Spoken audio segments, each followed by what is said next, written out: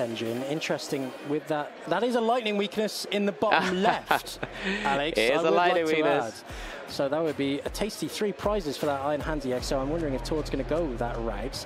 But here we see the 2 players just shuffling up for a big, big top 8. Yeah, we are preparing ourselves for an incredible match here to try and push themselves into a top 4 spot and then into a final spot and maybe, just maybe, being able to be crowned Gdańsk regional champion. Yeah, I'm so excited. I'm really nervous to see how this one's going to go. That's the beauty of Tord's deck. There are so many different options available to him. He must have picked, you know, you'd like to think he cherry-picked, obviously, these Pokemon as an option for these different matchups, right? I'm going to put in the Iron Hands for the Lost Box. I'm going to put in Roaring Moon for, say, you know, some of those difficult-to-get-around Pokemon, or for that one big swing against the Street Prizer.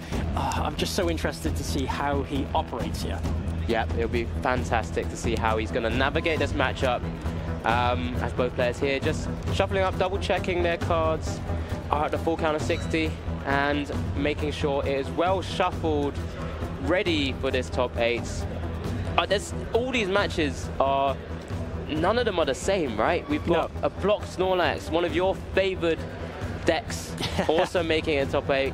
Erin here, as we do see, you know, this is another player for another breakout, you know, performance here. Yeah, can really solidify himself as a fantastic, incredible player for the Pokemon TCG. You know, taking home potentially upwards of up to 200 points. Yeah, of course. And just because you may not have any standings before, it doesn't mean, you know, if you're reaching top 8, right, you must be well versed, you must be a fantastic player. And of course, Tord, they're looking at those. I mean, he's done it all, right? Yeah, I think there's we can say a lot about Tord. Maybe you can share some of those accomplishments with poor Erin there. But but you know, this is an opportunity for Erin to take down one of the best of the modern era, right? He's won a lot. Yeah. There's so many things we can say about Tord. He's brought a different deck this time. Lots of innovation. Let's just see how and if he can navigate past this Charizard EX deck. I'd like to say Tord's the final boss, but this is only top 8. If Erin is fortunate enough to get through here, still has 2 games to get through to that final. Oh, well, yeah, still 1 game, sorry. The top 4. Still getting ahead of myself. You can see here both our players shuffling up. Oh, it looks like I believe Tord's picking Erin to go first, maybe. Yeah, because remember, we've seen Tord on stream a couple of times already, going second with all of those outs, to switching around, the high opportunities to get the Chorus Experiment, maybe try and take an early prize with that Cramorant, really forcing you know, the pressure on Erin's side of the board, and not providing Erin that opportunity to use a supporter. Sometimes that setup could be a bit stifled. Yeah, mulligan there from Erin, giving Tord that 1 extra card. Prizes coming down. We will be able to see those very shortly. Now it gets to a sort of a mind game now, right? Coming into top 8. Oh, the yes. pressure's on. It's a different beast entirely. Yeah, but you know, both players just got to collect themselves. Erin's been on stream already. You know, he's had a taste of it. Yep.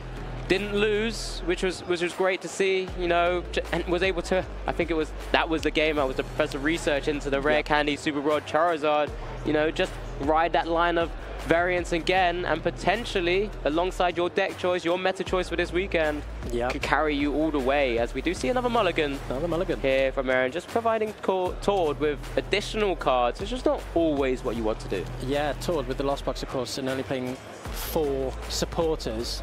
He wouldn't mind 2 extra cards in the hand starting off this one. So, I mean, I just can't call this one, like I said. I just keep having that running through my mind, right? Because there are no direct counters, I suppose, to the Charizard EX for Tord. You've got the big punch-in power from that Roaring Moon EX, but you've got no kind of grass attackers that can take advantage of the weakness of the Charizard EX. Maybe we see a utilization of Kyogre, but the terrestrialization will stop that as well. It's so many runs of play going through my mind, As we do see the prizes here from both players. Nothing too crazy. The Lumineon could be useful latter part of the stages of the game. I mean, let's just see. I mean, both our players are ready now. We do see the fist bump for our top 8 of Gdańsk Regional Championships. Erin will be kicking us off. Yeah, looking forward to how things start off here, whether Erin has an explosive start. We see the Pidgey coming down. Can't see any other options for Pokemon Search in that hand, Alex. No, just the attachment to Pidgey. I mean, Tord has started at Cramorant. It's not the comfy that he would like to start. That Pidgey's really cool as well. With the 50 HP Pidgey, you have the call for family. Obviously, you can't use it for going first. But if a Charmander does go down, Erin could find an opportunity to use Call for Family and just start setting up the board that route. And it's just a pass. We just see a pass there from Erin, and Tord's going to be looking to go out to the races here. Lots of pieces here. Yeah, so many combination pieces. We see the Battle VIP pass. We also see Pokegear hoping to get one of those Colruses in hand to start using that Cramorant and start applying some early pressure. An escape route would be absolutely massive here, but taking out the Charmander itself is the only threat that's posed to Tord right now. Yep, so there's a few options in Tord's hand. Remember, from what we understood from previous rounds and what we've already understood with our caster cam, of course, Tord is only playing the 4 of Colrus Experiment. Yep. Supplemented by the 3 Pokegear 3.0s, I believe they're called. And that way, he just wants to be using Colrus Experiment back to back to back to back. Get all those pieces that he needs into his hand, left into the deck to really sort of utilize Mirage Gate and use and swing with the right attackers. Yeah, just a little prize check here from Tord, top 8. Some serious stuff, so it's going to be ever more important to have a little prize check. Checking what options are available to you. We see the Comfey coming down with that Radiant Greninja. Concealed cards, just having that added consistency. Like I said, going to be hoping to find one of those Colrus's Experiment. Yeah, Tord already well versed in this matchup as well. Faced multiple across the weekend so far. I believe this is now at least the 4th Charizard EX deck across the weekend. Currently with a 2-0-1 record against it, so we'll be feeling quite comfortable with this matchup. But let's see how Tord is able to draw concealed cards into Recycler and Super Rod. Not what you want to see too early. He needs to get another Comfey down as well if he wants to be able to get that sweet 4 cards in the Lost Zone to start using that first Cramorant card in the Lost Zone for Tord Reklev there. That's Super Rod, one of his 3 of cards, if I'm not mistaken, keeping hold of that dark energy. Yeah, common to see some high counts of these important cards like Super Rods, just in case you meet any of them with the flower selecting. Here we see Pokegear, big 7 cards for Tord. Do we see the Color 6 Experiment? Doesn't look like it. Don't believe so. Unless I'm mistaken, it is a miss. That's a big miss there from Tord, unable to capitalize on the unfortunate start from Erin there. Yep, not yet able to find a Colrus Experiment. Just sort of double checking what is in Erin's hand as well, how this next couple of turns may play out for both players as we sort of start thinking about the longer game now, because Tord is unable to, what looks like, apply pressure. There's the attachment. Yeah, look at retreat the save into the Cramorant. Doesn't want to give up a Comfey, and it's just a pass over, a slow start from both players. Slow start from both players, like you said. But with that pass, it does render Erin available to kind of start the pressure himself here. Here we see the Ultra Ball come down, and with all these low HP Pokemon on Tord's side of the field, the Burning Darkness is always going to be active, doing that 180 damage. He's going to be looking to take prizes as soon as possible. Oh yes, Erin looking to heat up the battlefield here and really start to burn through Tord's deck with that Burning Darkness. There's an Ultra Ball there, just having to find some pieces. Doesn't have access to Luminion, of course, so unable to grab a supporter with that. Outside of that, is that an Arven there? Does have, I think it was, yeah, it's an Arven. 2 Arven in hand. So there's options available. You know, this could reach out for a Pokemon that Arven could grab, something like a rare candy and something else as well. He can go for quite an explosive turn here. He could, I believe, go for the Pidgeot, grab rare candy from the Arven. But then wouldn't be able, is one piece missing. Search, yeah, he'd be one piece short, I think. So do you just potentially go for the Charizard EX at this stage, start swinging away? There's a Pidgeot V, considering the Arven 4. There's the Ultra Ball for the Pidgeot V, maybe get a Forest Seal Stone from the Arven as well. So that's 2 more pieces. Is that 2 Arven in hand? That's 2 Arven in hand, so would be able to find Rare Candy and the Forest Seal Stone. Would like to see Erin start to set up, you know, other Charmanders as well at as soon as possible. You know, because it's very unlikely that the Charizard EX will go down too easily with just 1 in the Lost Zone. But you do need that second attacker, right? Yes. You need that second attacker as an insurance, just in case Tord was able to take the knockout on the Charizard EX. I'm thinking he's only able to do that through Roaring Moon EX with that Frenzied Gouging. Yep. Here we see opting to go for that Rare Candy, like we said. It's always the fear, though. If you're able to Roaring Moon the Charizard EX, you are activating and ramping up their damage from Burning Darkness as well. That 2 prizes will allow Erin to start swinging for 240, generally taking out anything on Tord's side of the board other than that Palkia V-Star, as we do see the Arven being played there. There's a Forest Seal Stone. Just double checking the resources from Tord's side. Not too sure, is there enough combo pieces there to grab whatever he would like?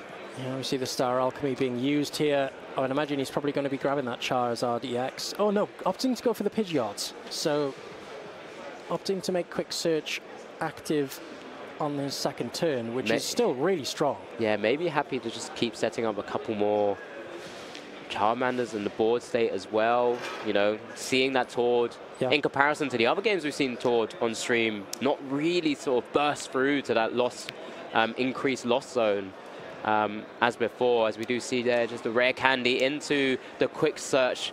Pidgeot EX, a fantastic card, combo card in Stage 2 decks because of that incredible ability just to be able to search out any card from your deck. Yeah, Quick Search, so powerful in these combination-based decks when you need little cards like Rare Candy, maybe even the Charizard EX, you need your Ultra Balls, you need your counter catchers. You know, there's no better Pokemon to have on your field than the Quick Search Pidgeot EX. Yeah, so let's just see how he will play this turn out here. Quick searching, going through the deck again, already has an idea what is prized through a few searches before. Is that just a Charmander? See, the problem is here, the Moonlight Shuriken is looking pretty dangerous from Tord's side, right? Because there's no Manaphy on board. It'll be a tough burst to 7, though, with Chorus Experiment taking you up to 3, the Comfy taking you up to 4. You need another free cards in the Lost Zone, and it's not something that Tord's deck is really built for. No. So maybe Erin just thinking, well, you've only put 1 into Lost Zone. That Cram's still in the active spot. It's an annoying card to deal with. And it's just a pass. Let's just slowly set up my board here. And when I'm ready, I'm going to start swinging. And that's a top deck of the Colress's Experiment for Tord. Concealed cards starting us off here. Drawing 2, I believe one of those cards was the Kyogre Celebrations. Tord does need to get into the Comfy, into active spots. Slapping that Colress down, looking at the top 5. What do we see, Tord? Switch card and Escape Rope. Two escape ropes. And a Nest Ball. Is that just then a card that's not a little bit less useful as well? Just at the front there, the Poké Gear trying to chain those Chorus Experiments. So it's always an option to have to put into his hands if he doesn't see them. Looks like double Escape Rope currently being eyed up as a Lost Zone options. Wants to take out this Charmander in the active spot. Yeah. Because it leaves Erin in the same position as the previous turn. Yes. If it's just switch karting and maneuvering around, I should say.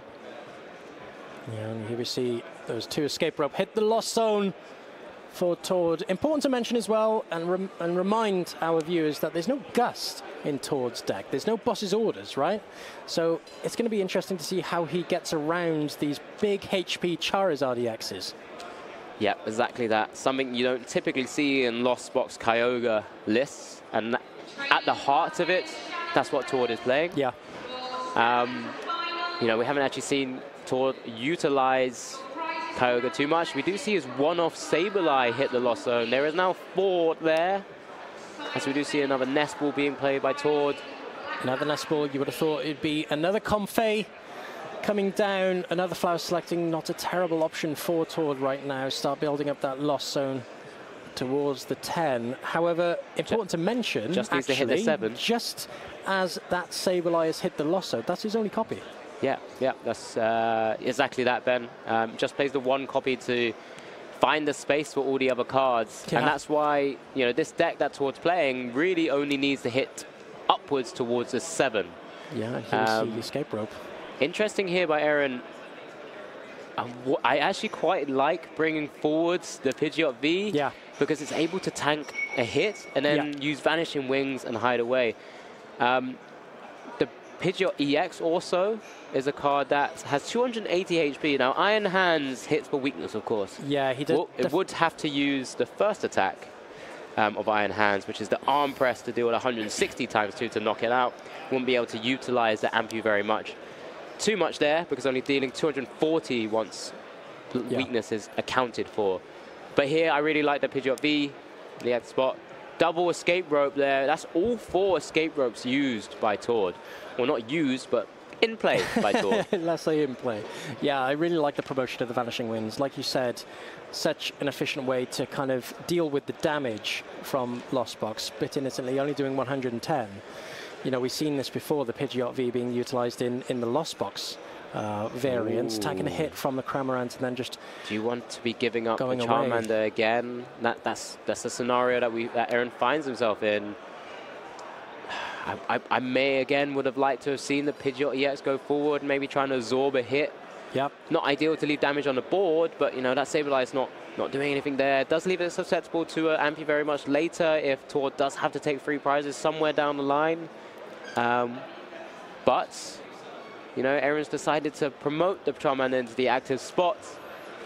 It will be an easy first prize taken in this top 8 match here. Yeah. With this Cramorant in the active spot. There you go, spit innocently.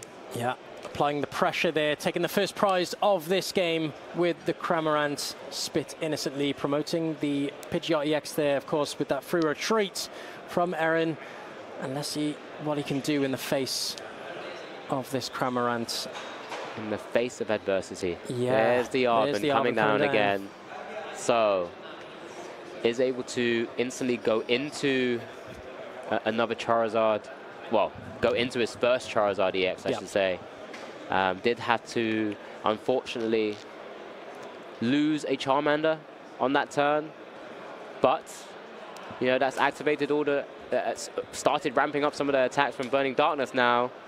There's a Forest Sealstone with a rare candy. I imagine the Forest Sealstone, now that it's used, is just fodder for a particular card. Quick search, you would imagine, for an out to the Charizard EX, if not the Charizard EX itself. And here we see the quick search showing off its stuff. And of course, with the rare candy in hand from that, Arven is going to be able to start applying some pressure here with that Burning Darkness. Infernal Rain raining down some fire energies onto that Charizard. Rare candy there, and the Charizard. Just a quick search of the deck. Get out those 2 energies. Infernal Rain, baby. Yeah. Let it rain with all those fire energies. Quick 2 attachments there. You'd imagine an energy. Oh, would you attach another energy? You might want to attach another energy to the Pidgeot EX as an optional attacker. Yeah, the opportunity to use its actual attack, Blustery Wind, to deal 120. Not something you see too often, but it is available there. It's not usually an option, I would have thought, for Erin, but with all of these low HP Pokemon on Tord's side, can take some cheeky prizes here or there. Yeah, it's one of those now that if Erin promotes Charizard EX, Tord will be looking to try and burst into that Roaring Moon, if at all possible, because it's only 2 away from the Mirage Gate threshold of 7 in the Lost Zone. And then being able to use something like Frenzy Gouging just to instantly knock out a Charizard EX will be hugely impactful for this matchup. Yeah, and here we see the manual attachment to the Pidgeot. Oh, and it's just a Blustery Wind. This is so interesting now because this makes the Iron Hands that much more effective with that Pokemon in the active. Of course, Tord is going to be really looking to capitalise on this. He might be able to take 3 prizes here if he's able to get that Ampy very much off. Ampy very much, Ben, only dealing 120 though. Oh, so does have to target yeah. the Pidgeot V if he was able to take 3 prizes. 280 HP, just out of reach for Ampy very much. But Arm Press is available. It's an option. Yeah. Still accelerating and taking 2 prizes if Tord chooses to do so. But again, you're ramping up Charizard EX on the bench. Now, Tord has no gusting options, can't target down the Charizard EX until it's in the active spot. And with all of those escape ropes already utilized, it's going to be a different route to victory. That will be having to try and target down. The Recycler hitting the Lost Zone. 6 now. Yeah. There. Just one more to make those Mirage Gates active for Tord and a viable option. So here we see the Pokegear again. Does he hit it the second time? There it is. There it is. There's the Chorus's Experiment. Of course, the main engine of Tord's deck. No other supporters, no other draw supporters, no Gust. The only engine. The only engine. Not something we see too often. No, not at all. And Tord will be able to look at those top 5. It's going to be interesting to see if he does still go for that Iron Hands, but it would be an easy 2 prizes for Erin still. It would be an easy retaliation. Yeah. But at this stage, the way Erin set up the board, is there much else you could do? There's no escape ropes to go around and maybe target something else. I think Tord's just kind of eyeing up his options that are available to him as well. Plays the Chorus Experiment, top 5. I'm wondering if Erin is trying to bait Tord into putting down those 2 prizes, right? Because the 1 prize is easy to deal with, but it's the 2 prizes that Erin really wants to be able to knock out to speed up this game. Yeah, yeah. I definitely echo that sentiment there, Ben. Being able to sort of force your opponent to have to use big attackers is one way that Charizard can really sort of ramp up its own prize racing. Yeah. As it does see sort of the occasional knockouts here.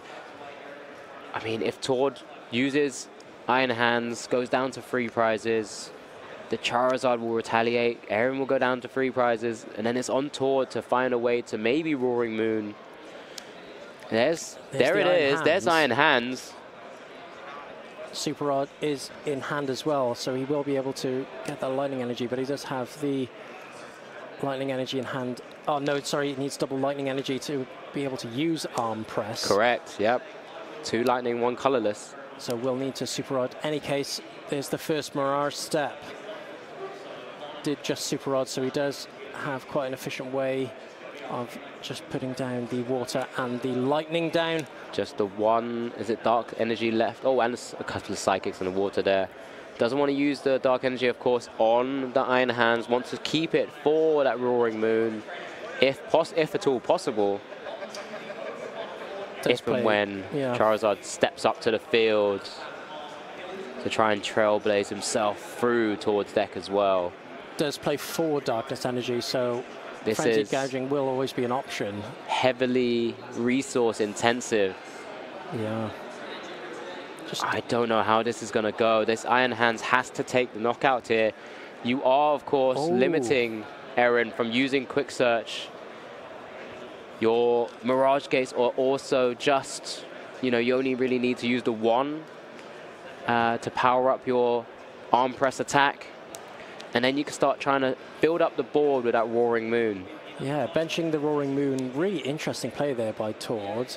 Just showing Erin, these are my threats here, right? These are what I've got on offer as attackers. And now for Erin, there is a 3-turn attack, right, of taking games, so he can just knock out the Iron Hands, knock out the Roaring Moon, and then just knock out one of the single prizes. There's the Arm Press. Yep, the knockout on the Pidgeot EX, dealing 320 damage, over KOing the Pidgeot. Erin really needs to maybe target down that Moon as an option. I would like to see that, I think. I'll be asking more questions of Tord. If they're able to use Counter Catcher, then Iono as well, even better, because you would be putting Tord, of course, down to 3. Oh, Lost City comes down. Could that make a massive impact in this game? You do push Tord up if you take knockouts, but remember, it's just a Sableye that hits the threshold of 10 in the lost counter. Tord only really cares about the Mirage Gates and getting 7 in the lost zone here.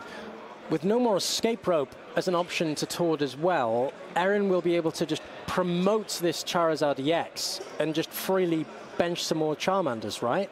So even if they can't get the knockout on the Roaring Moon, taking out Iron Hands is just as well, right?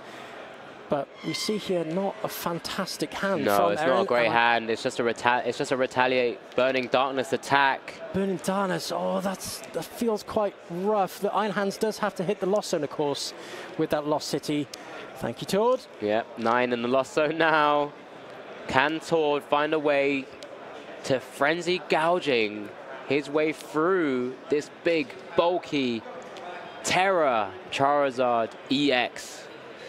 You would hope so. I mean, if you were Tord. Considering putting it forward, that's are the confident. pieces? Yeah, are the pieces already in hand? Not having to worry about digging for any more cards. Mirage Gate top decked, I believe. Yeah, he did have the Darkness Energy in deck, and with that top deck of the Mirage Gate, Frenzy Gouging is now an option for Tord, and that's what you would imagine he would be doing. Yeah, nice and simple. Mirage Gate in hand, played down, Psychic Energy, Dark Energy in deck. Just needs to apply it to the active. Of course, needs to think about the last prize, but this would put himself in such a commanding position. Yeah, of course, removing most of the threats on Erin's board. All of it really. With Frenzy Gouging, of course, putting 200 damage on himself isn't ideal when you've got a Pidgeot V in front of you as well. Flight Surf is an option for Erin to use. Just that 80 damage will see off that Roaring Moon EX as well. And then how does Tord deal with that Pidgeot V then? Well, with Iron Hands already gone, there's no easy way to take the knockout. We see another Colress come down.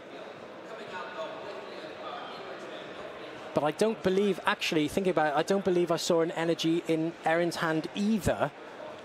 So this is a really awkward situation for both players, really. Yeah, it's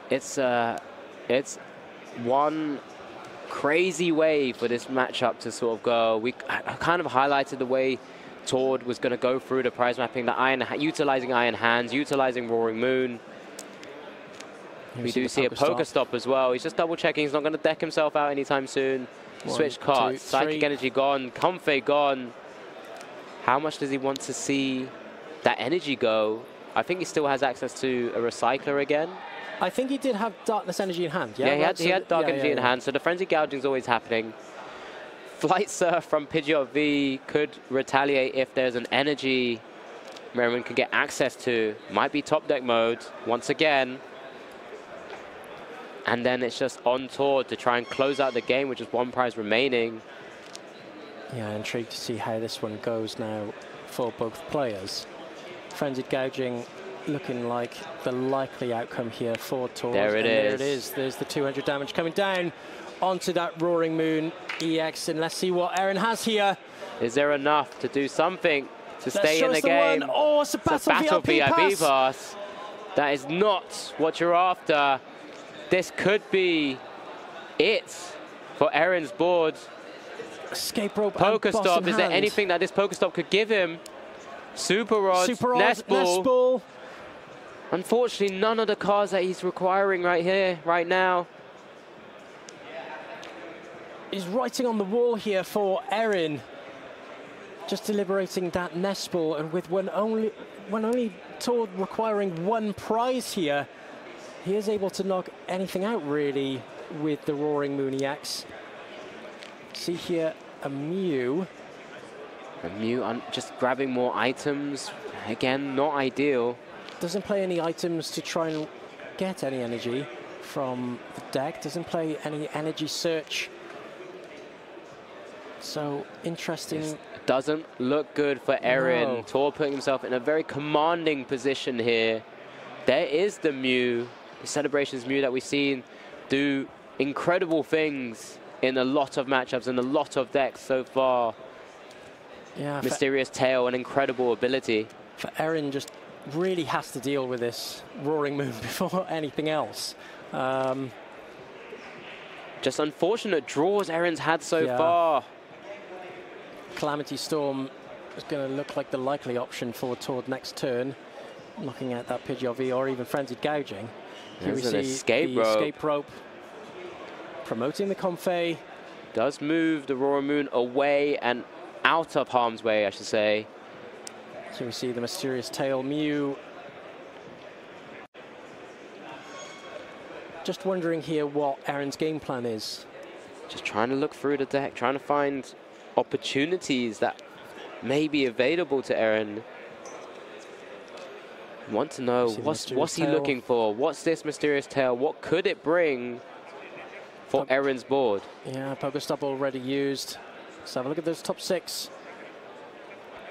We see an Iono. I believe there's a Charmander and a Charizard EX. There's see the Ultra Ball. Wondering what he's going to be looking for here. I think Luminion's still prize. He hasn't been able to take it out of the prizes. But even so, I'm unsure what Luminion will do here. I guess Luminioning for Iono will disrupt towards to 1, of course, but with an abundance of flower selecting, and even with a flower selecting in the active, Tord is able to get out of that sticky situation. Yep, it's not looking too great here. Erin playing to as many of his outs, or if any at all. Just double checking the hand. Forest Sealstone already been used. Tord here just setting up having his board in a state where, well, Erin, you've got to deal with the main threat here. Very calm. Not much Tord could do depending on what Erin is able to pull out of the bag. Yeah, unfortunately for Erin, anything he promotes here will be in range of the Roaring Moon. Just looking for that Manaphy there. So it does grab, oh, the Jirachi. Grab the Jirachi. Okay.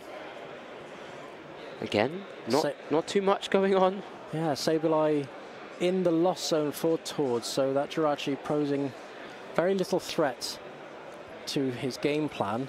Jirachi coming down. Punches down the Jirachi, and with an attachment of the Forest Sealstone, may end his turn here. Just one prize, pivot. Remember, from Tord's side of the board. There's not much in his hand that he can play out. Is there? No, we do see the boss. Can't afford the boss. Wondering what he is bossing. Bossing up the Radiant Greninja. I guess with the Jirachi coming out, it's just filling his hand a little bit, little bit more. Yeah, and I think Tord's just showcased what actually is in his hand. It's just an energy attachment retreat, and then, you know, the Roaring Moon will be able to take game 1 of our top 8. Tord playing ever so perfectly just to kind of get his board into the state where that Charizard EX is not able to deal with anything from Erin's side. Tord Reklev putting himself 1 game away from top 4 now. Exciting stuff. Wondering how, now that both players know exactly what their game plans are in this specific matchup, it'll be exciting to see how both players proceed now in going into game 2. Oh, 100%. I think Erin's a little bit unfortunate with some of those draws once again. You know, he'll be looking to try and establish more Charmanders, more Charizard EXs. You know, once one Roaring Moon is sort of taken out, maybe the first Charizard EX, you'd then be able to generally respond if you're able to just chain KOs. In that scenario, he had to utilize Pidgeot EX as an attacker, then he loses his sort of powerful draw with that quick search ability.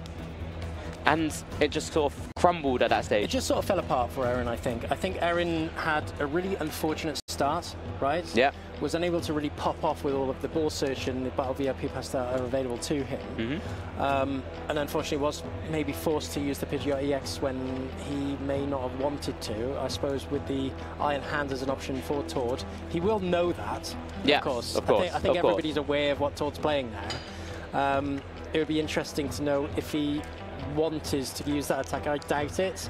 But yeah, I would have put that down to an unfortunate start for Erin, but Tord just showing you know, the deck can capitalize on poor starts from your opponent. Torch showing exactly why he's revered as one of the best in the modern era right now, right? You know, with not just any one deck, he's utilizing, finding the gaps in the meta, deck building, innovation to handle what he's expecting for such a large tournament, as both players are just beginning to set up here as well.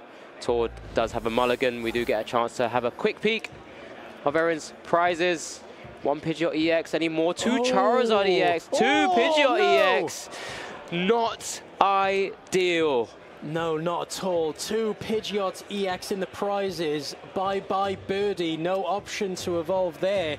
Doesn't play the 3, just the 2. And with 2 Charizard EX in the prizes as well, Erin does only play 3, Alex. Working with just the 1 Charizard will not be ideal. Remember, if you're just joining us now, this is our Masters Top 8 match, selected by you guys at home, where we've just had Tord Reklev take game 1, and Erin will be looking to try and tie things up, but those prizes haven't been kind. No, not Tord's side, generally fine. Yeah, generally okay. I mean, 1 color isn't the end of the world, you know, in a deck where you're only playing 4, I suppose, you know, detrimental somewhat, but if anybody could get out of that situation, it would be Tord Reklev, and here we see Erin. Oh, just confirming. I think they were confirming the mulligan draw, which may not have taken place before. Oh, okay, who's kind of starting it? Erin deciding to go second.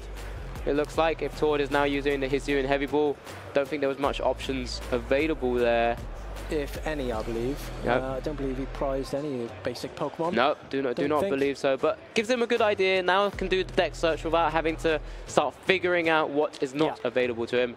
Does have access to only 3 choruses experiment because 1 is prized, but generally needs the 2. Maybe get to the 3rd, get some comp phase down, and going as soon as possible. From Tord's side, if he's able to get going with the comp phase, with the flowers, with the comp phase and the choruses experiment, he has access to things like Radiant Greninja. Take 2 early, quick, easy prizes, maybe alongside Cram at some stage. Oh, that's a rough start from Tord there. Just an attached pass onto the Sableye. Erin just top decked a 1 Charizard EX that's in his deck as well. Hasn't been able to obviously search out what's available to him yet, but there's another Charmander. Is there much else going on in that hand? No. I think maybe a rough start for both of our players. That is an Iono, but does Erin want to play the Iono right now? Knowing Tord hasn't done too much outside of that Hisuian Heavy Ball, but of course, going first, can't play supporters anyway. Does have the fire energy and just a pass back. This is absolutely bizarre. Tord. Hi. Alex. Hello. Well, it's just a scratch. And it's just an instant scratch back. It does have the rare candy Charizard. Instant win there by Erin. That will settle some nerves, I think. If that game's going to happen like that, that will settle your nerves. Erin there with a bit of a wry smile, taking an easy benching out of Tord. Tord just scratching his way for 20 damage, but that Charizard retaliating with 180. I love how he just shows Tord there. By the way, a prize 2 Pidgeot EX there. My prizes were pretty rough. Well, I mean, he didn't even know until he just flicked over himself. So obviously, they're both just having a bit of a giggle about it. Great to see both players enjoying themselves at this top 8 stage. Erin leveling things up in our top 8 feature match. Well, I don't know what to say. I mean, you sometimes hear horror stories, right? You're never speechless as well. I could talk for ages. Ages, ages. Yeah. But you should sometimes hear horror stories, right? Oh, I started Sableye pass. Oh, I had an energy onto Cramorant pass, right, from these Lost Box players. Yeah. You know, it does happen, unfortunately, and Tord just showing that. Yeah, first time Tord has unfortunately not drawn the way he would usually expect from his deck. You know, we've spoken about this list before. It's lots of 4-ofs, lots of trying consistency cards, and that was just one example of not how it goes. No, of course, Sableye. Just the 1 in the active, no bench Pokemon, not a place you want to be in, of course. Mulligan by Tord, sorry. Yeah, and Erin just showing how he could capitalize on that poor start. Just a rare candy Charizard. It's one off Charizard EX that's left in the deck or hands. I just had it. You just had it. Just had it. I just had it. But yeah, both of our players here heading into a game 3 in our Masters top 8. One of these players will be reaching the top 4. Who you got? I think there's equal opportunity here. It's not the closest. It is one of the closest of games that you could take. I still like towards prize mapping, but Erin's deck with the Charizard, big bulky Charizards, can cause just chaos. It is chunky, and without any gust, Tord will have to... Ooh, double Charmanders. What do we got? Double Charmander. Double Dark could be quite annoying, because if Tord has to... Oh, yeah. Make sure you take your mulligan before you reveal your opening card there. Looks like Tord has elected to let Erin go first. Mew in the active, fantastic starter to try and dig for those battle VIP passes, or has one in hand anyway. Who needs to dig? Yeah, things you love to see. Things you love to see on Erin's side. Starting the Mew celebrations, Mysterious Tail, so effective when battle VIP pass is active. You'd definitely be searching for some of them. But of course, starting one, why not? Yeah, just 2 Charmanders available though. Doesn't want to give any of those up too quickly. No. Thankfully, hasn't prized any Pidgey pieces, I don't believe, so we'll have access to those at some part of the game. Not that it was detrimental last game. Oh, well, yeah, who needs them when you could just start swinging away turn 2? Yeah, of course. So just here, quick prize check. Doesn't need to do a double take this time. No, Erin, you did not prize double Pidgeot this time. But here we see, like you said, it'll be interesting to see what he prioritizes here with those 2 Charmander prized. Just got to protect those from those pesky Cramorant attacks.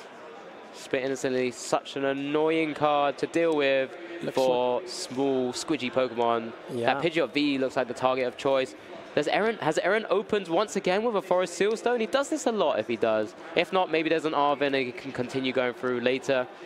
Remember, also, a reason why we even played Pidgeot V before is that it can soak up a Cramorant attack. Yeah, such a great card in this matchup specifically. Like you said, soaking up that damage from the Spit Innocently Cramorant. It's not hitting 210 there, so why not? Soak up a bit of damage, retreat, Vanishing Winds, put myself back into the deck. You know, negating Tord's entire turn, really, of damage. And here we see Erin just deliberating, putting down the Jirachi. He knows that Tord does play that one-off Sableye. Here we see the Mysterious Tail. Doesn't want to sort of maybe lose a Mew to a double escape rope, for example, like we saw on a previous turn. But it hits the battle VIP pass once again. We'll be able to, you know, pull out those additional cards like the Charmander, like that Pidgey, as he does play it. You know, was just kind of thinking as he was shuffling back up again after that Mysterious Tail.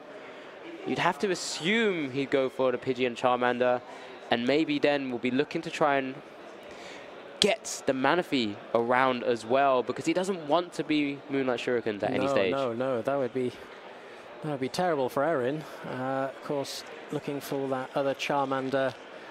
The only 2 that are available to him with those rough prizes. Opting to go for the Pidgey. Double checking what's available. Fantastic start, though. I mean, starting the Mew extra dig into the deck for those battle VIP passes. This is the reason why they play it. I guess the reason why I might be considering the Manaphy now, beyond the opening turn with our battle VIP passes, it's just the 4 Ultra Balls and 2 Nest Balls. And I guess also the Forest Sealstones that can help grab out a Manaphy on subsequent turns. So that's why maybe Erin's thinking, well, do I need to get this out now? No. Try and stop this. But I like the Charmander here. You know, it's building up your board threat as soon as possible. Let's get them up and running ASAP. I like the precaution. I definitely like the precaution from Erin. Maybe knowing that Tord doesn't have any way of getting up to 7 straight away into the Lost Zone. Here we see a manual attachment to the Pidgey. Defiance Band there as well in hand. 2 Charizard EXs. Forest Sealstone. He did open Forest Sealstone again. Yeah, he did. Yeah. Oh, and just a pass. Just a pass. Interesting. No, absolutely fine. Obviously, would like to not see the Mew get taken down, or either of his Charmanders, but the only way Tord can maneuver that Mew out of the active with that escape rope, Erin will have the option to choose whichever Pokemon he'd like. To send up a active spot. Chorus Experiment, though, kicking things off from Tord's side. Doesn't need to start digging around for them immediately either. Escape Rope and Psychic Energy hitting Lost Zone. Greninja there within those 5. As he does use Conceal cards. going to be wanting to use this Cramorant to apply some pressure straight away. However, Escape Rope, like we've already mentioned, the Vanishing Winds Pidgeot V will be soaking up a bit of that damage, so renders Escape Rope quite ineffective for toward Reklev's plans here. And there we see the Escape Rope in hand. Not much happening other than that Battle VIP pass. Oh, no, sorry, that was the prizes. Yep. Just the prizes there, Ben. So, back to towards hand. Couple of Mirage Gates, Nest Ball, Water Energy. Not too sure what else there is there. I mean, this is after a Chorus's experiment as well. Yeah. Hisuian Heavy Ball, such an important card in Todd's deck, of course, with the amount of Pokemon he does play. You expect. Of course, playing at first turn, have a little picky prizes. What are the options available to me? How am I going to have to adapt my game plan? Here we see the Nest Ball for Comfey as well. Todd's going to be looking to make a big start here. Yep, everything on the line here. Comfey out from the Nest Ball, switch card into it. Let's start dancing around with those Comfeys, flower selecting. Nest Ball quite big there. Going to find another Comfey, another flower selecting. Will put him to 4 in the lost zone, rendering that Spit Innocently available as an option to him. Here we see possibly, oh, another switch card, had it in hand. Here we see the flower selecting from Todd, Psychic. Another Psychic Sableye. energy. Does he want to give up that Sableye like he did in game 1? Yeah. Yes, it hits the lost zone. Does have energy in hand now to attach and retreat into the Cramorant. Could start initiating the prize race with that Spit Innocently after lost provisions allows Cramorant to attack with no energy attached. And that Mew will be hitting the discard there as Todd takes the first prize of the game 3 in this top 8 Masters match. Todd putting himself 5 prizes away from a top 4 here. Promotion from Erin with that Pidgey. Did have quite a few options available to him with that hand. I believe he top decked the Nest Ball. There's a Nest Ball, so he could grab a Sealstone. Nest Ball could grab the Mana Feed to protect himself later down the line. The Forest Sealstone activated it at Star Alchemy, being able to grab any card from your deck, iron up that rare candy as well. Remember, everyone, this top 8 feature match between Erin and Todd here, a lot on the line. The winner will be able to progress into top 4 with a hope and take home at the bare minimum $5,000, 1,008 booster packs, plenty of CP available as we do see the rare candy into that quick search Pidgeot EX. Yeah, quick search now available to Erin. Uses it pretty much straight away. Looking possibly for another rare candy into Charizard and start using that Burning Darkness, posing a lot of threats to Todd's board. Asking Todd, how do you respond to this? I'm going to put a 330 HP Pokemon that's knocking out the majority of your board in front of you. Yep. Here we see Infernal Rain, 2 energy onto the Charizard EX. Raining pure fire onto the board here, accelerating energy. Big bulky Pokemon dealing lots and lots of damage. We'll need to try and start finding a way to perhaps maneuvering that other Charmander into a Charizard EX at some stage as well. Has done the 3rd energy attachment from Infernal Rain to the Pidgeot EX. Will we see another attack from the Pidgeot EX here as well, that Blustery Wind? Will we see it? Will we not? Let's see what Erin does here. Other than that, his hand isn't too strong. Isn't too strong. However, with quick search available to you, you can always shake things up, refresh the hand maybe, get all of that power consistency with maybe Boss's Orders, rare candy, cards like that. Do you want always to be giving up? To him. Yeah, I guess it's for that hand that you have. Do you want to be giving up the Pidgeot EX? Nest Ball being played, the Jirachi being played down, so maybe Erin doesn't really have too much of a grasp on what else is in Todd's deck, because obviously that Sableye has hit the lost zone. Yep. It's just that one-off. We've highlighted it before, having to fit all of these pieces, all of these different attackers Yep, Erin does free retreat into the Charizard EX now because that Pidgeot EX is so vital. So vital to keep going and keep tempo up against this Lost Paradox box deck. That board fully protected now with both the Manaphy and Jirachi. Opting to use Vanishing Winds, free up a bench space for Erin here, shuffling up. And of course, with that Charizard EX, is able to take a prize and equal things up here in our top 8. Game 3. Yep, so Burning Darkness will be dealing 210 damage. Plenty to KO this Cramorant in the active spot as the attack is announced. Prize has been taken. The 2 Charmanders are at the top of those prizes, remember. Yep. Unlikely to be seen too early. It's going to maybe... towards hand again. No, not but, fantastic. Yeah, he has energies, so can start drawing through. 3 Mirage Gate in that hand, by the way. No, in case you missed it. No Chorus Experiment yet, so at the moment won't be able to hit the 7. This big flower selecting. Yeah, big. Poker Stop and a Water Energy. There's a lot of energy going into the Lost Zone at the moment, but there are plenty. Yeah, one... And at least it's a rainbow flavor. Yeah. One water. Rainbow of flavors, I should say. 1 water, 1 psychic, 1 lightning. Here we see the Poker. Oh, the Poker Stop could be massive. That does remove a Chorus Experiment, though, reducing the odds. See the Poker Gear. There's that little chuckle there from Tord. It's not what he wanted to see. Did want to see the Poker Gear, but not that Chorus. Just having a little chuckle there at the state of his hand, I think. Here we see the Poker Gear he's throwing it down. Throwing it down. Does he hit his... Is it 1 Chorus Experiment left? I think so. Not quite yet. 3 more. Was that it there? No? Oh, he's hit the last card. Hits Incredible. the Chorus Experiment. He's back in it, ladies and gentlemen. This is Tord at his best. Having to work through, I think that might just be his last Chorus. I think that there might have been 1 prized as well. Yeah, already played 1. That was his very last one, with 1 in the prizes, 2 in the discard pile. Now, Tord needs to hit the right combo of cards here as well. The Mirage Gates will now be active as well with 7 in the Lost Zone. Nestball vital here. 2 Nestballs as well. Double Nestball, so Tord is going to be going here. He's going to be firing off. With the switch cart as well. That all Dark Energy in hand. Yeah, Dark Energy in hand. Mirage Gates available. There is a lot for Tord to just pop off here. Yeah, Frenzied Gouging is an option to him this turn if he wants to use it and start applying the pressure. Start taking some prize cards.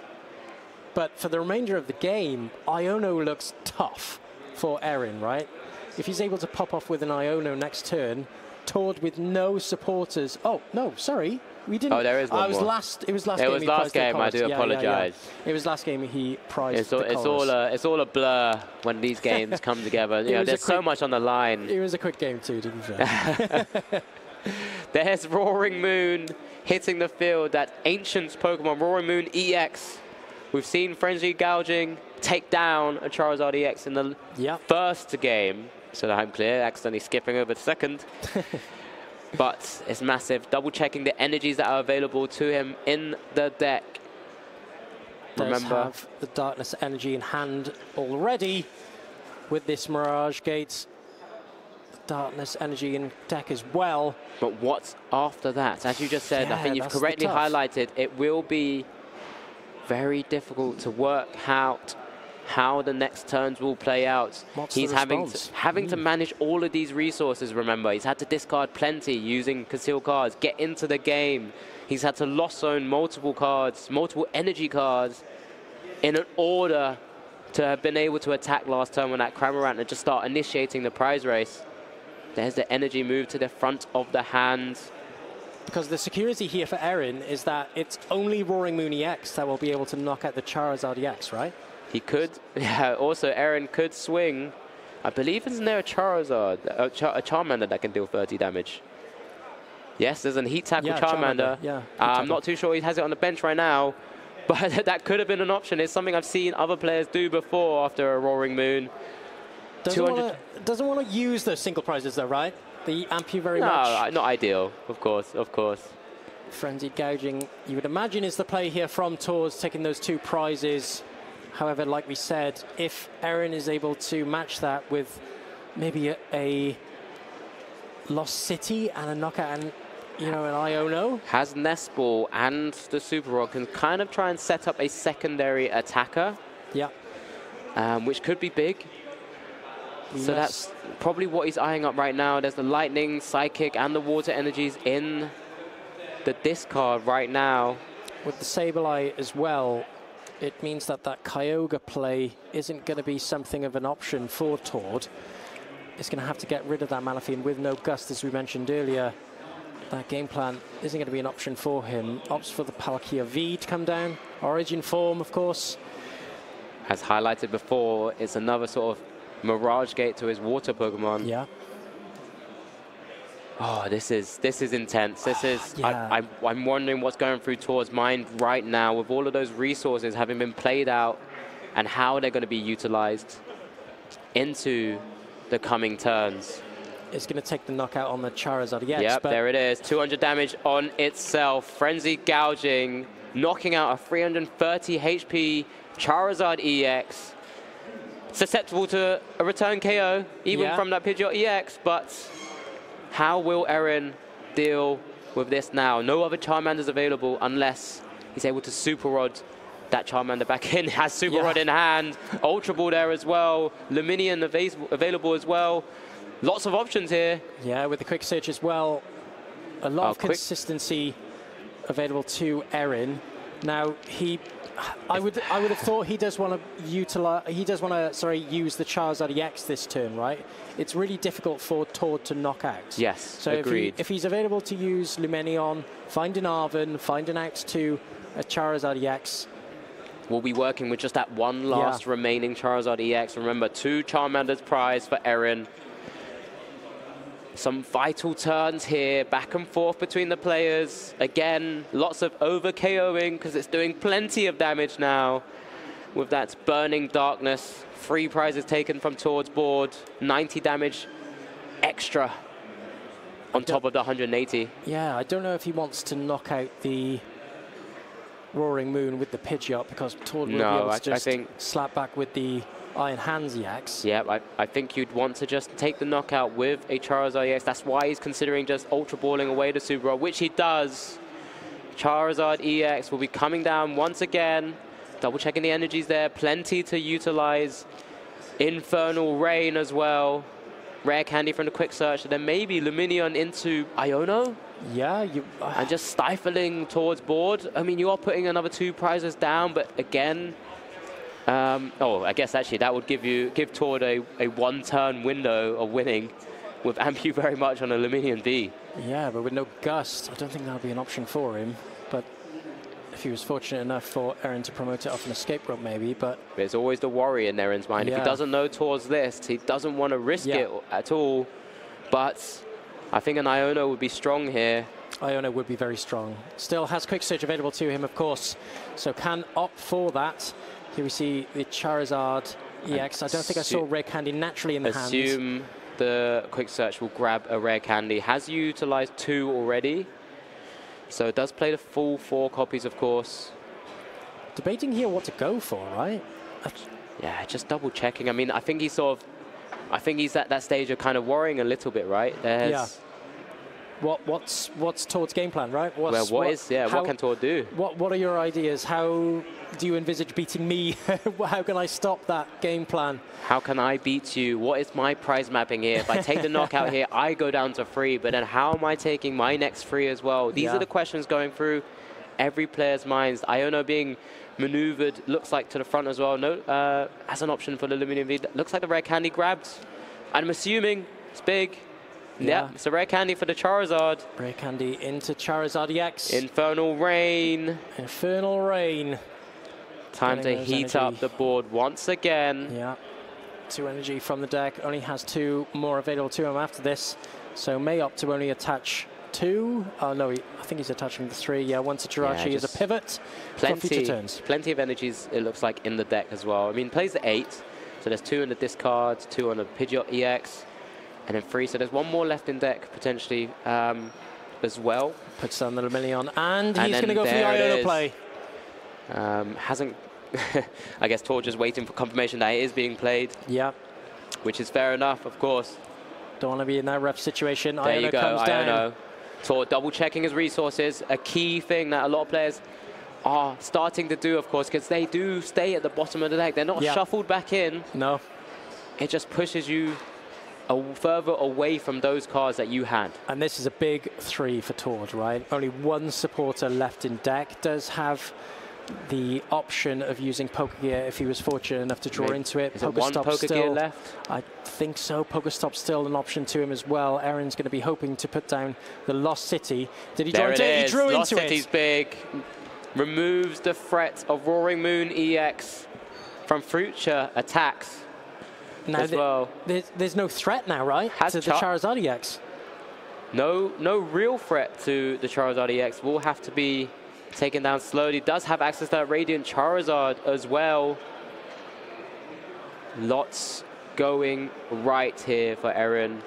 Doesn't have access to Super Rod anymore, so can't bring back any more energies. Does only have access to that one left. Arven taken from the prizes. 3 left. You're leveling up this game 3 towards. Yeah, both on 3 prizes. He's hit the Chorus Experiment. The Chorus's Experiment. And Poker Gear, so can shuffle some of those good cards at the bottom of the deck back up throughout if he wants to choose to do so as well. It looks like it's an option, yep, just to shuffle the deck around. Of course, look at the options again that's available to him. He's going to reset that deck from that Iono. Just has a look there. No, Todd, no more options available for you. No more targets. Chorus. But that's just for us to know and Erin to figure out later. Does play Palpad. However, can get 2 of those choruses back into the deck. And of course, for Erin, most importantly, with that Palkia V on the bench, this puts Erin 2 turns of attacking away from taking this game. Yep, Tord may have to try and utilize that Origin Form Palkia V-Star at some stage as well, as we do see the Chorus Experiment come down. 5 cards here. 1 easy choice. Does have the Iron Hands, does have the Kyogre, Energy Recycler as well, you can imagine. No Mirage Gate. No. Battle VRP Pass will be hitting the Lost Zone. An optimal choice there from Tord. Energy Recycler looking to be an option here for Tord as well. This flower selecting could be massive as well. Yeah. A further dig through the deck. 2 more cards. Energy Recyclers first. Shuffling 5 energy back into the deck. If he hits an energy, can of course use concealed cards to maybe draw through into the deck a bit more. And leaving some water energies in the discard as well. And with so much energy in this deck, and more importantly, a variance of different energy, lightning, psychic, water, dark, important to take account of what energy is available to you. Yeah, has to get the most value out of that recycler as possible. Maybe needs to try and weave in a Origin Form Palkia V-Star attack. Where possible, because it's only 270 damage, if I'm not mistaken. Yeah. By the Charizard EX, 180 plus 30 for each prize your opponent's taken, so 270 doesn't quite reach an Origin Form Palkia V-Star with 280 HP. That's flower selecting, though. Not ideal. No, not fantastic at all for Tord. Really wants to, like you said, evolve this Palkia V. Switch card can continue to dig through into the other Comfey. Flower selecting again. 1, 2. Energy. I think it was Super Rod Energy. Couldn't quite tell. Definitely an energy there. Kept the energy. Kept more the concealed cards. He's drawing. We're drawing. 2 cards. There's the Palkia V-Star. Now, what next for Tord Reklev? The evolution up. Will be able to use that fantastic ability, Star Portal, to bring back some energies back into. Yeah, is going to be able to attack this turn. However, does need to find a retreat. I believe he had energy in hand. No, he had an escape rope, it looked like to me. Escape rope, interesting. But will be maybe targeting something. Oh man, this is tense here. I think Tord's just kind of eyeing up what exactly could happen from Erin's side of the board. Only doing, well, now doing 200 damage, I believe, with this Palkia V-Star. with the subspace swell, 60 Yeah. plus 20 for each benched Pokemon on the field. Been a while since we've done that, Matt. Yeah, we haven't seen it too yeah. often. Subspace swell, great attack. Has been an MVP in many a format before. Can knock out the Lumenion. I wouldn't mind seeing the promotion of Jirachi, of course, with that Sableye threat now being gone. However, of course, Pidgeot EX can tank a hit, though. Yes, can tank a hit for sure. But yeah, there's the escape rope. I mean, Erin, in his mind, I'm sure, doesn't know Toad's list in and out. So it doesn't know that there's no boss or another gusting option. So here we go. Oh, he's thinking about it. He's second-guessing himself. He's flirting with the idea for sure. Just checking, double-checking. Subspace well. Do the addition himself. 60 plus 20 for each bench Pokemon on both sides of the board. So there's 8 there right now. 220 damage at the moment from the subspace swell, so won't be knocking out the Pidgeot EX. But this is I guess the benefit of playing a deck like Toad's. He keeps touching between the two. Final decision to be made here. This is big. Yeah. Jirachi, does it land? Oh. Which one is it, Which one is it? Does he let go? He let go. Yeah, let goes. It's the Pidgeot EX. Of the Pidgeot EX opting to... That could prove so vital if it can survive the hit here. This is why Toad maybe not going straight into the Palkia V-Star yet. Yeah, definitely. And of course, taking on that risk. I'm unsure if Erin, of course, knows that at this time Toad plays more than one Sableye. Can't quite see what this flower selecting is yet. As soon as we get confirmation as well, it must be a tricky one. Toad hasn't instantly decided it's just a pass. And it's just a pass. Ooh, interesting. Okay. Initiative back over to Erin. Yeah. So Erin now unable to knock out the Origin Form Palkia V-Star. Of course, will only be 10 damage off. So I guess a single prize is the option here. If Toad doesn't take a prize next turn, we'll be able to take a knockout with the Charizard EX. So this is going to be a really interesting battle of the minds now, a battle of the game plans, sorry, here from both players. Yeah, it's a crazy one, right? Because maybe Toad couldn't take the knockout that turn because then that would activate Charizard's ability to retaliate and actually take a KO on the Palkia V-Star itself. Toad's still trying to find his outs here with just that pass. Here's an Ultra Ball coming down from Erin. Needs to try and stifle Toad more. I wouldn't mind seeing another Charmander come down, possibly. He can't. He can't. He's got 2 prizes. 2 prizes. One's gone down. Super Rod gone. Any more Sableye available to him?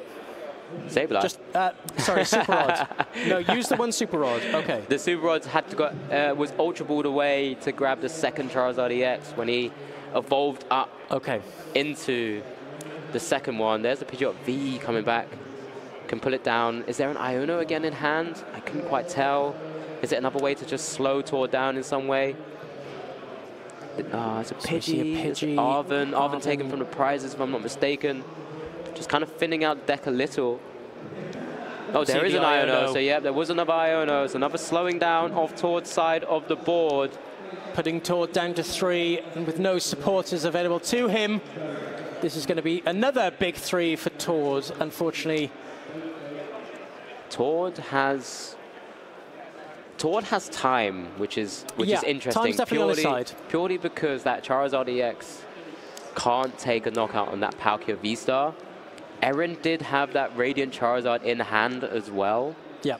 Does have Ultra Ball now, which maybe kind of makes it a little bit obsolete, but does still have Quick Search as well. Would have maybe liked to have seen the Radiant Charizard come down as sort of a auxiliary attacker. As a just in case, yeah. To swing into a big Palkia V-Star at some stage, but we do have the Charizard EX now back in the active spot. Is this the first time we're going to see Erin take the lead in prizes? Yeah, just down to 2 prizes now. He's now jumped over where Toad was. Toad, what can you do with these 3 cards in hand? More Lost Zone cards. Yeah. Going in there because of Lost City, of course. Is relevant because Toad plays plenty of recovery cards. He's going to have to start putting pressure down Toad, of course. With no Gust available to him. Wants to attack with a there's the Palpad. Single prizer. Two Colress straight back into deck. Not going to be any other choices. Of course, only playing those Colresses. Palp had such an effective ability of putting two supporters back into the deck. Just shuffling up here. Going to be some really important flower selectings coming up. Really tense. Remember, just for those who have just caught up with us once again at this Gdańsk Regionals, this is our top 8 feature match. We are in game 3. And Tord hits the Colress experiment. Hits the Colress, of course. We are in our game 3 with just under 10 minutes to go. And we're at such a critical moment of how both these players can try and push themselves into that top 4 berth and potentially even more beyond. An easy choice there. There's a super rod as well. A couple of easy choices. Yeah, opting to go for the Battle VIP pass, of course. Keeping that Colress's experiment. There's only one left now. I think only 4 or 5 cards left in the deck. No way to grab Pokemon out of the deck if he does choose to super rod there as well. Yeah. We're running out of resources, Tord. What's going through your mind? Yeah, what's your game plan? How are you winning this one? Of course, Star Portal is an option to him. Can start swinging with that Origin Form Palkia, but they're still kind of 2 attacks away, right? So he won't be able to knock out the Charizard EX with Subspace Swell, just like Erin won't be able to knock out the Palkia V-Star with Burning Darkness. So they're in an awkward position where they're both kind of 2 hitting each other. But so this is what I've mentioned. Tord has to try and utilize a single prize attacker here. Important to see. Because it will be 2 attacks into that Charizard EX, right? Yeah. You're never going to be able to take a knockout just solely by that Palkia V-Star on the bench. Yeah. So if Tord can weave in a single prize attacker like that Cramorant, maybe not try to use the Greninja just to deal 90 because it might not really be enough. Yeah. Conceal cards here. He needs to hit Cramorant for an opportunity. There it is. Hits the Cramorant and a Battle VIP pass. Does have energy for attachment to retreats. And this is what's got to carry him through the game. The Cramorant's retreats. Maybe I was just incorrect. Palkia V-Star, Star Portal being used. 3 water energy coming onto that Palkia V-Star and an attack. Subspace Swell. With Subspace Swelling instead. My bad for calling it slightly wrong. 60 plus 8 times 20 there on the board. So 220 as you already said. 220 damage, yep. Coming onto that Charizard So 110 EX. left. 110 left. So he needed it just to kind of hit for perfect math with that Cramorant. But what does this mean? So if Erin takes, deals damage here. Erin needs a way to knock out this Palkia V-Star, right? That's the way he wins here, I think. Unless he's able to take out one of the single prizes with the Pidgeot EX in the full HP. But I suppose Tord's still in an awkward position because he's on 3 prizes, right? I think if Erin still hits into this Palkia, it's really awkward. There's the escape rope. Oh, Greninja flying across the board. With a deck so thin now, you'd imagine Greninja is not as effective as it could be in the earlier turns. Unable to be taken down by the Pidgeot EX either. Yeah, 120 with that blustery wind. So is forced to maybe use the Charizard EX to take the knockout on this Greninja. This is super tense here. Erin wanting to double check all of the resources Tord has used so far. We can't quite see all of the cards in Tord's Lost Zone either. 17 cards, almost a third of the deck. Yeah. Has made its way into Tord's Lost Zone. I don't think I've seen as many in the Lost Zone ever before. Especially the counter. A lot of us give up after the 10. Erin would have loved to have weaved in a third Charizard EX here. But having to just use this one to carry him through. The big advantage for Erin, of course, is that he does have Gust available to him. He does have the 3 copies of Boss in his deck, whereas Tord, of course, you know, well, he doesn't, basically. He only has he only has the escape rope. So Erin's going to be really looking to take advantage of that. if I'm not mistaken, we've seen the Defiance Band already also be, I think, discarded from an Ultra Ball. I don't think he has access to that as well. I think it was alongside that Ultra Ball with that Super Rod. That would help ramp up some of the damage once he is behind, because that would be maybe an attachment onto the Radiant Charizard with Fire Energy, and that could be enough to reach for the Palkia V-Star. Would have thought that would be an option available to him. Just checking what's available here. This is the Ultra Ball coming down. Don't see the Defiance Band. Radiant Charizard, normally a fantastic attacker, but at the moment cannot reach the Palkia V-Star HP. That 280 HP really sort of causing chaos here for Erin, because even his own Charizard EX unable to stretch to that damage output. Yeah, I don't think Combustion Blast will be an option to him either. With only 3 prize cards taken, it still has that 2 energy requirements in order to use the Combustion Blast. And here we see a quick search from Erin. If maybe Erin could use Radiant Charizard to take the knockout here. It's 2 prizes, right? If you can set up 2 attackers, Tord can't, because we know that Sableye gone, can't take 3 prizes. If he does want to use the Pidgeot EX as an attacker, will require just try and use the Radiant Charizard with a Fire Energy, that one that was left in his deck, I believe. I hope I'm not mistaken. Maybe take a knockout. Oh, he can't use the Charizard yet, but you know, at least develop it for a future turn. Does get the boss from the quick search. So with boss's orders, will be able to take a prize this turn and put himself 1 prize away from taking this game. I guess the view is, how many boss has Erin gone through? Because if he can boss this turn and then boss again, he's already got 2 attackers on the board as well. That will be able to deal enough damage to knock out a Comfey or the Cramorant. With only 1 boss, if that is the fact, then he'll be wanting to attack with the Charizard EX, right? In theory, it doesn't. Oh yeah, the Charizard will be far better here. Yeah, because the quick search will be. Quick search the quick search will still be available to him next turn. Bosses up the Comfey. What will Erin do here? He wants to try and protect it. He's obviously a little bit worried, but looking to again, he's second guessing himself. He doesn't know what is in Tord's deck. Looking to make a retreat here. Is he just announced an attack? He's announced an attack. Announced the attack. This could be... Erin put himself 1 prize card away now from taking this game 2-1. Exciting stuff. 280 HP Pidgeot EX in the active spot now for Erin. Is that enough here? Because if that Pidgeot EX somehow gets taken down, the majority of Tord's Pokemon, I think, are in the Lost Zone currently. That Lost City definitely sticking around. I wonder if this is checkmate based on the resources we've seen so far. This is super tense here. Tord is double checking what's available. Yeah. And he's probably checking the energies that are there as well. Yeah, and with the amount of Pokemon in that Lost Zone, that Subspace Swell just losing its damage potential.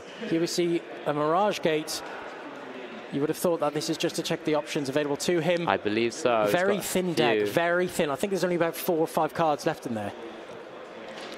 I think this could be really tough decision here. There you go, Iron Hands, Dark, Lightning, Pokestop. Does Tord have a way out? There's not that many options available to him. No. He's played to every single one of his outs possible here. Isn't even able to use the Arm Press because there's only 1 Lightning available to him. If only he had Gust and then the Arm Press.